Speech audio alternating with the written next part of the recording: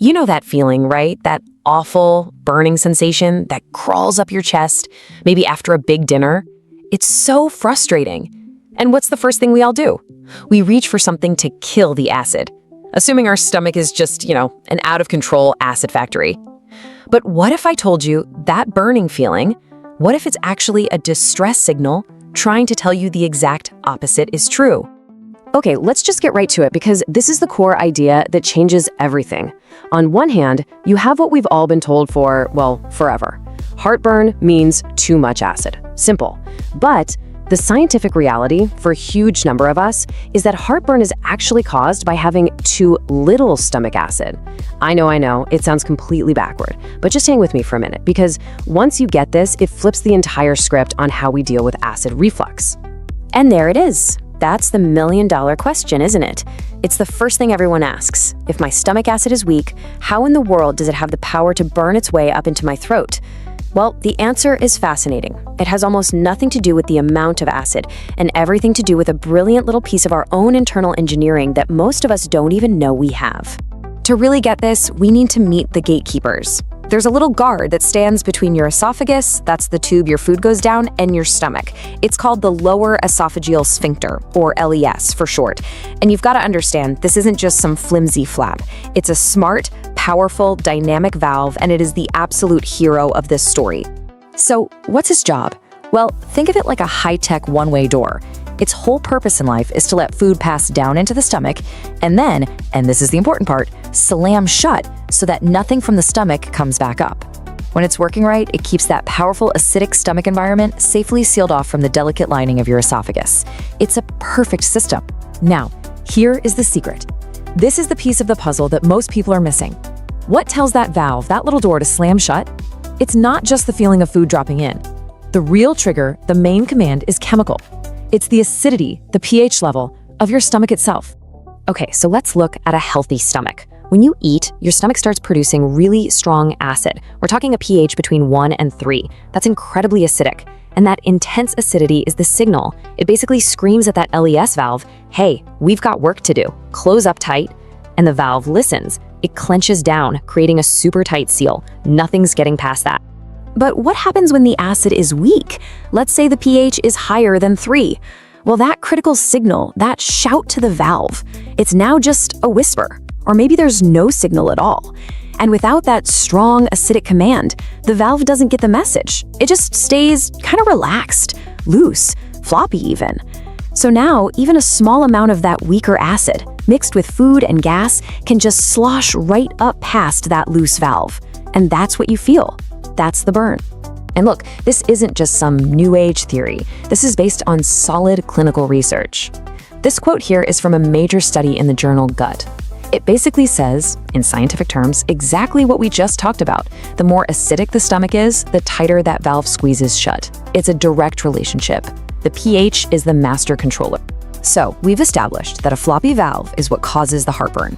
But that's just the tip of the iceberg. The consequences of low stomach acid create this huge ripple effect through your whole body. See, that acid isn't just there to close a valve. It is ground zero for your entire digestive system. So you're probably wondering what causes this in the first place. Well, there are a few main culprits. And ironically, one of the biggest ones is the long-term use of the very drugs people take for heartburn.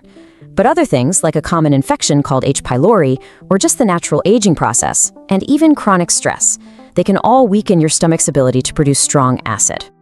And here's the next domino to fall. Without that strong acid, you can't properly break down your food, especially proteins. Think of it like trying to cook a steak with a candle. It just doesn't work. And when your food isn't broken down, you can't absorb all the amazing nutrients locked inside of it. So you can be eating the healthiest diet in the world, but not actually getting the benefits. And we're talking about some really critical nutrients here. The big ones, like vitamin B12, iron, calcium, and magnesium. All of them absolutely require a super acidic stomach to be absorbed properly. If that acid isn't there, your body's ability to pull these essential nutrients out of your food just plummets. And when you're low on those nutrients, it can cause a whole host of other problems that you would never in a million years connect to heartburn. Things like bloating and gas are super common because the food is just sitting there fermenting. But it can also show up as systemic issues like feeling tired all the time, having brittle nails or hair loss, or even anemia because you're not absorbing B12 and iron. Okay, so knowing all this, it forces us to completely rethink how we approach getting relief, right? The goal can't just be to silence the burn anymore. It has to be about understanding what's actually broken and restoring the system to how it's supposed to work. And this is where we get to the great tragic irony of all this. Conventional treatments like antacids and PPIs, they work by lowering your stomach acid even more. Now, that does give you relief in the short term because, hey, less acid means less stuff to splash up. But it also weakens the signal to that LES valve even further, potentially making the root problem worse over time and locking you into this cycle of needing the drug to manage a problem the drug might be contributing to. And get this single number tells you so much. Most of these powerful acid-blocking drugs were only ever approved by the FDA for short-term use. We're talking 8 weeks max. Yet, how many people do we know who've been on them for years or even decades, all without ever fixing the actual mechanical issue with that floppy valve? Now, let me be perfectly clear about something. The answer is not to just run out and start chugging apple cider vinegar or blindly adding acid supplements. That can be dangerous. The goal is to be smarter than that. It's about understanding your own body and taking responsible steps to help restore its natural, powerful digestive system. So, what does a responsible plan actually look like? Well, step one, and this is non-negotiable, is you have to talk to a professional, like a gastroenterologist or a provider who really understands this stuff. This is not a DIY project. Step two, you can ask them about testing that can actually measure your stomach's pH. And only then, step three, under their supervision, can you discuss whether things like supplementation might be right for you. So it all comes down to this one final question you have to ask yourself. Is the goal just to silence the symptom, to put a piece of tape over the warning light on your dashboard, or are you ready to actually pop the hood and address the root cause? Understanding this isn't just about heartburn. It's about a fundamental shift in how you see your body, from something that needs to be silenced to a system that needs to be supported. All right, quick reset. Blink twice, stretch your shoulders, and don't worry, your health lesson isn't over yet. We're switching gears now, but this next topic is just as important for your body. And if you care about staying healthy the smart way, make sure you're subscribed. So, when it comes to dealing with hair loss, what's the first thing that pops into your head? For a lot of people, it's going to be drugs like minoxidil or finasteride, right? They're kind of the go-to options. But what if the science is pointing us towards some really powerful natural alternatives that get right to the root of the problem? Well, in this explainer, we're going to dig into the evidence for two strategies that might just change the way you think about this. All right, let's just get right to it. This is the big question, isn't it?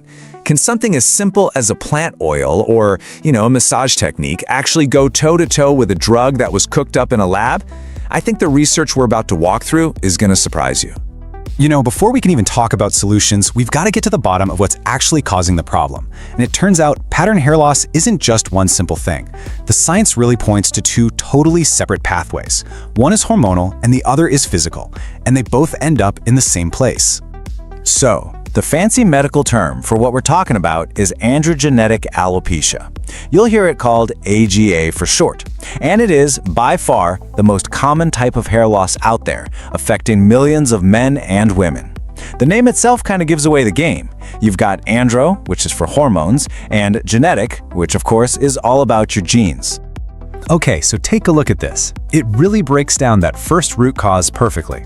Inside our bodies, we have testosterone. And when it bumps into this enzyme called 5-alpha reductase, it gets converted into a much more potent hormone, dihydrotestosterone, or DHT. Now, for those of us who are genetically prone to hair loss, DHT is basically the bad guy. It latches onto our hair follicles and starts to shrink them.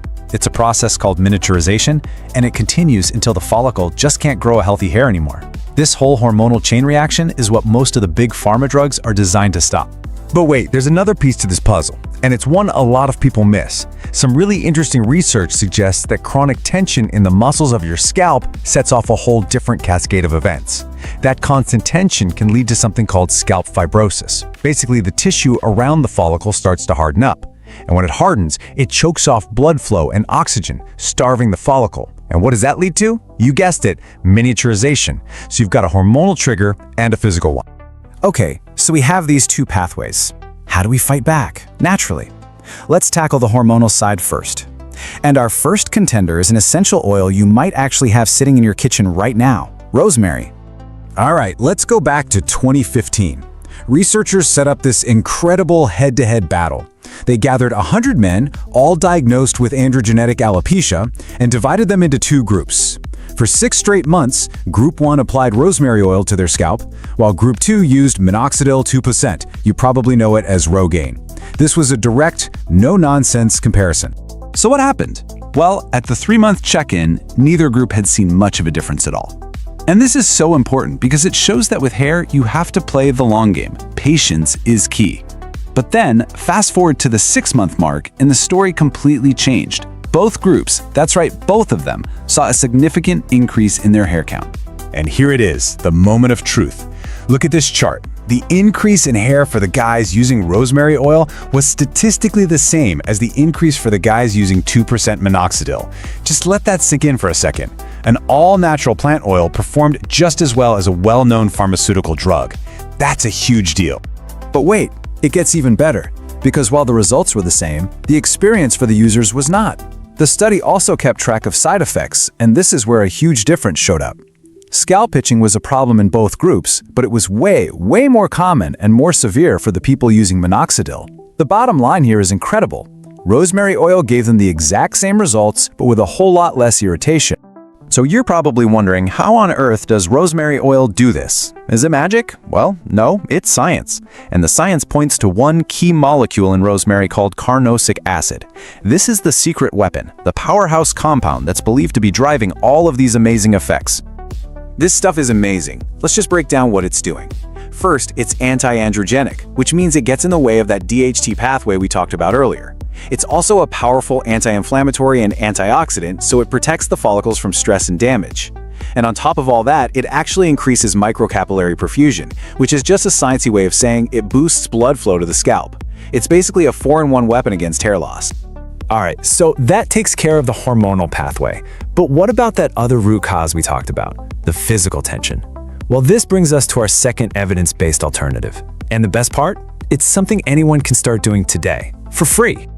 Check out this number. It comes from a 2019 survey of people who followed a very specific standardized scalp massage routine. Almost 70% of them, 68.9% to be exact, reported that their hair loss either stopped completely or they actually saw regrowth. That is a seriously compelling number you just can't ignore. But, and this is a really big but, you have to be realistic. This isn't a quick fix. This is a direct quote from that study, and it shows the kind of dedication we're talking about. On average, people started seeing results after more than 36 hours of total massage time. So this isn't just a casual rub now and then, it's a real commitment. So what's actually happening when you do this? It's pretty straightforward, actually. You're literally fighting back against that physical tension cascade. The whole point of this kind of massage is to manually break up that stiff, fibrotic tissue that's basically strangling your hair follicles. As you do that, you bring back the scalp's natural softness and flexibility, which lets blood and oxygen rush back in to feed those follicles. So now we have two incredibly powerful, science-backed tools we can use. So let's get to the practical part. How do we combine these into a simple, 2-part action plan that you can actually use? Let's break it down. First up, the rosemary oil. And please listen closely to this part because safety is absolutely key. You can't just slap pure essential oil on your head. It's way too strong and can cause a lot of irritation. You have to dilute it. A 2% concentration is what the study found to be safe and effective. So that's about 6 drops of rosemary oil mixed into 1 tablespoon of a carrier oil. Jojoba or coconut oil work great. Then you apply that mixture right onto your scalp, not your hair, and massage it in for a few minutes. Then just let it sit for at least half an hour before you wash it out. Okay, now for the massage. Remember, the goal here isn't just to relax, it's to literally increase the elasticity of your scalp tissue. And that means your technique is everything. You need to plant your fingertips firmly on your scalp and move the skin itself. Don't just rub your fingers back and forth over the surface. If you have thinning areas, you'll probably notice the skin feels tighter there. That's where you want to focus your effort. And just like with the oil, consistency is the name of the game. And I'm going to say this one more time because it is that important. Before you do anything else, you have to do a patch test. Before you put that diluted rosemary oil all over your scalp, just put a tiny drop on the inside of your elbow. Wait 24 hours and make sure you don't have any kind of reaction like redness or itching. Safety first, always.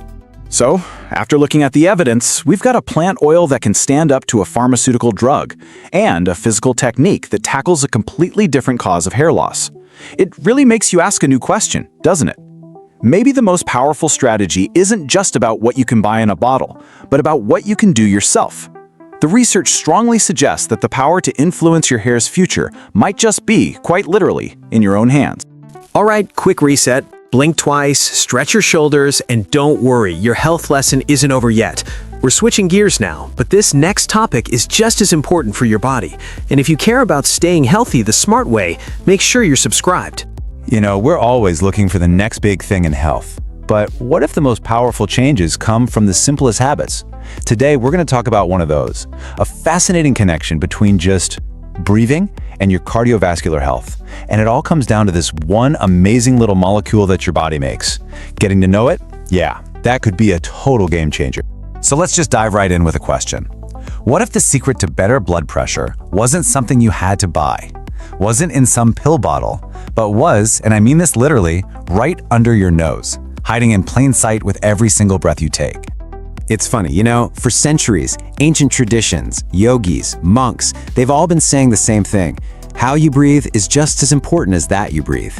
And now, well, modern science is finally catching up and proving them right. It's confirming that the route your breath takes, whether it's through your nose or your mouth, that's not some tiny, insignificant detail. Oh no, it sets off a whole cascade of powerful and very, very different effects inside your body. So let's put them side by side. When you breathe through your nose, you're doing so much more than just filtering the air. You're actually flipping a switch, activating your parasympathetic nervous system. That's your body's rest and digest mode. It's what calms you down. But breathing through your mouth, totally different story. It's way less efficient, and this is the key part, it completely bypasses the production of a molecule that you absolutely need. And get this, the impact can be immediate. I mean, there was this one study where young adults just taped their mouths shut at night, simple as that, forcing them to breathe through their nose. The result? Their diastolic blood pressure dropped by an average of 4 points. 4. That is a huge change from such a tiny action.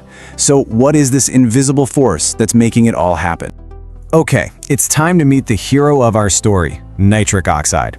This isn't something you get from the outside. It's a supermolecule your own body produces. And its main job? It basically tells your blood vessels to just chill out, to relax, to open up, to widen. You can think of it like the body's own natural traffic controller, just making sure everything in your circulatory system flows smoothly and keeps that pressure nice and low. And here's where our bodies are just so incredibly smart. It's not like we only have one shot at making this stuff. Nope, we have two main ways to produce this critical molecule. There's one pathway that, yeah, it can kind of decline as we get older when we're stressed, but the other one?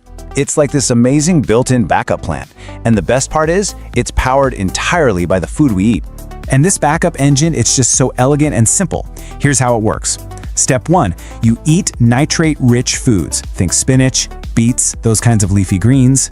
Step 2, the good, friendly bacteria that live on your tongue get to work. They're like these tiny little factories, and they convert that nitrate from your food into a different compound called nitrite. Then, step 3, you swallow, and your stomach acid takes over, finishing the job and converting that nitrite into our hero, nitric oxide. It's a perfect system. So we have this brilliant built-in system, right? But here's the thing. It's also surprisingly fragile. In fact, this whole elegant process can be completely thrown off course by two very common, everyday habits that most of us think are totally harmless. All right, saboteur number 1 is mouth breathing. And yeah, as that quote says, a whole lot of us do it without even thinking. Now, when we breathe through our mouths, we're taking a shortcut. We completely bypass our nasal sinuses. And why is that a problem? Well, because those sinuses are a key production site for nitric oxide. Every single time you breathe in through your nose, you're picking up a fresh batch of it and delivering it right to your lung. Okay, now for saboteur number 2. And honestly, this one is the real plot twist. It comes from something we do because we think it's healthy, our obsession with having a perfectly clean mouth. I'm talking about using strong, antiseptic mouthwash every day. It turns out, our quest to be too clean might have a serious and completely unintended side effect. Just take a look at these numbers. The problem with these really strong antiseptic agents is that they're not picky. They're like a bomb. They just nuke everything. They wipe out the good bacteria right along with the bad. We're talking about destroying up to 94% of those helpful little nitrate-converting factories on your tongue. So in an instant, you've slammed the door shut on that entire backup system we just discussed. And this isn't just theoretical. The consequences are very real and measurable.